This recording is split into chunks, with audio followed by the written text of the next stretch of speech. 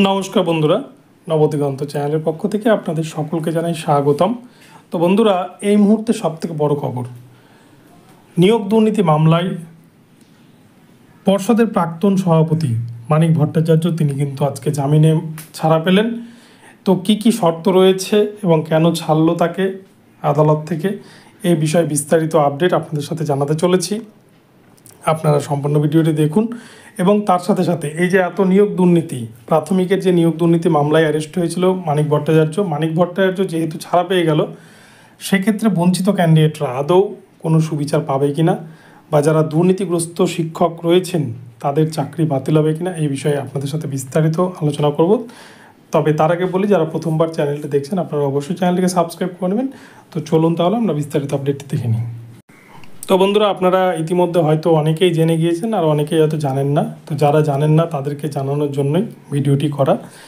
প্রাক্তন সভাপতি যিনি মূলত 2014 প্রাইমারি টেটের যে 42,949 প্যানেল, সেই প্যানেলের দুর্নীতির কারণে যেখানে রাতের অন্ধকারে SMS-এর মাধ্যমে প্রার্থীদেরকে অ্যাপয়েন্টমেন্ট লেটার দেওয়া হয়, কাউন্সেলিং করানো হয় সারা রাত জুড়ে, সেই ক্ষেত্রে দুর্নীতির ইস্যুতেই কিন্তু মানিক ভট্টাচার্যকে অ্যারেস্ট করেছিল সিবিআই এবং পরবর্তীতে তাকে কিন্তু আদালতের নির্দেশে তার জেল হয়। তো শেষ পর্যন্ত 2 বছর পর তিনি 2022 সালের অক্টোবর মাসে কিন্তু অ্যারেস্ট হয়েছিলেন, আর এখন চলছে 2024 সালের সেপ্টেম্বর মাস। প্রায় 2 বছর পর তিনি কিন্তু আজকে জামিনে ছাড়া পেলেন। বিচারপতি শুভ্রা ঘোষ জামিনে মঞ্জুর দিয়েছেন। ইডি যে মামলা দায়ের করেছিলেন, সেই মামলার এগেনস্টেই কিন্তু জামিনে মুক্তি দেওয়া হলো আপাতত মানিক ভট্টাচার্যকে। তো এক্ষেত্রে বলে রাখি, বেশ কিছু শর্ত কিন্তু বেঁধে দিয়েছে কলকাতা হাইকোর্ট। তিনি এই মুহূর্তে এলাকা ছেড়ে কোথাও পালাতে পারবেন না। আমরা দেখেছি এর আগে মানিক ভট্টাচার্য কিন্তু বেপাত্তা হয়ে গেছিলো, তারপরে তাকে অ্যারেস্ট করে সিবিআই। তো সেক্ষেত্রে মানিক ভট্টাচার্যের যে 2টো পাসপোর্ট রয়েছে সেগুলো কিন্তু জমা রাখতে হবে, যাতে তিনি দেশ ছেড়ে কোথাও পালিয়ে না যান বা বিদেশে যাতে চলে না যায়। সেই জন্যই কিন্তু নিয়োগ দুর্নীতি তদন্ত চলার সুবিধার্থে তাকে শর্ত সাপেক্ষে জামিন দেওয়া হয়েছে।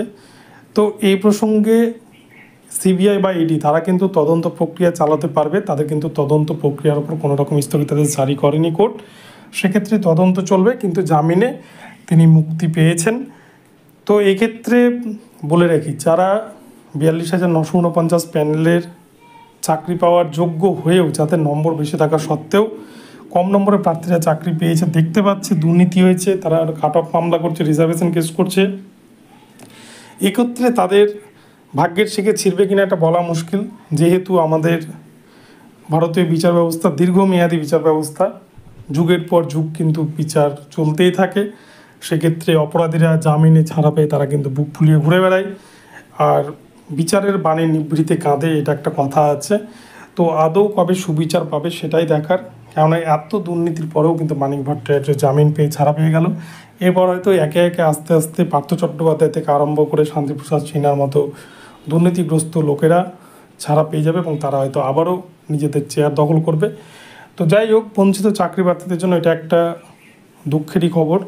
তো বন্ধুরা, ভিডিওটি ভালো লাগলে চ্যানেলটিকে সাবস্ক্রাইব করবেন, আর এই ধরনের আপডেট প্রতিনিয়ত পেতে চ্যানেলটিকে ফলো করতে থাকুন। ধন্যবাদ সকলে ভালো থাকবেন।